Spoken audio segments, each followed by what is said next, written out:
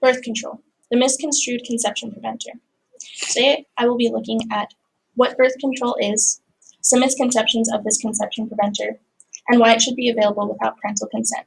And before I start, I just want to let you know that there are many forms of birth control, and while it hasn't been recorded of deaths of overdosing of the birth control pill, I still believe it should be available to anyone who needs it. Starting with what birth control is. According to medicine.net, birth control can be broadly classified into barrier methods. Methods that prevent the sperm cells from reaching the eggs. Methods that, like hormonal methods, such as birth control pills that prevent ovulation. And methods that allow fertilization but no implantation in the uterus.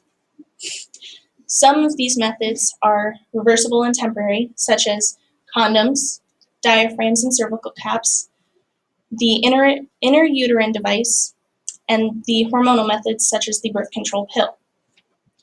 Moving on to some of the misconceptions of this birth control pill. Many people believe that birth control is just used to prevent a pregnancy from intercourse. However, this is not the case. Many people have diseases or pains that birth control can help prevent, such as polycystic ovarian syndrome, endometriosis,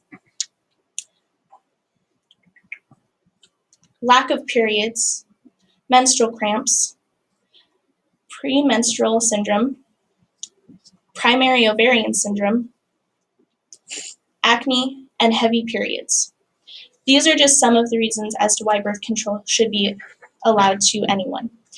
Birth control does help regulate these symptoms and effects, and it lessens the effects on the woman and her body. I myself have a personal experience with why birth control should be allowed. I have polycystic ovarian syndrome, or PCOS.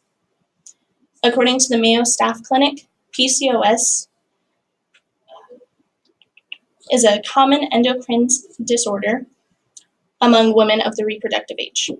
Women start to get sacs of fluid in their ovaries or follicles, and these sacs of fluids become very painful.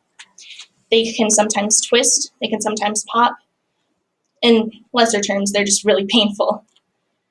I believe that birth control does help me immensely in lessening these pains. And I've also represented a picture of a polycystic ovary in comparison to a normal ovary.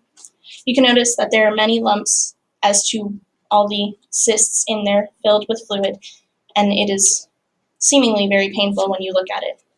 Going through it, it's much worse. Today we've looked at what birth control is, some misconceptions of the conception preventer, and why it should be available without parental consent. Some people can't help that they have diseases or aches and pains, and birth control does help. But many parents are, as you could say, religious or very conservative and against the use of the pill or any other birth control effect and don't want their child to go on it, which makes it a struggle on the woman. We are all human, and we don't want to be in pain. So please remember this when you become a parent and next time you think about your children if they need birth control. Thank you.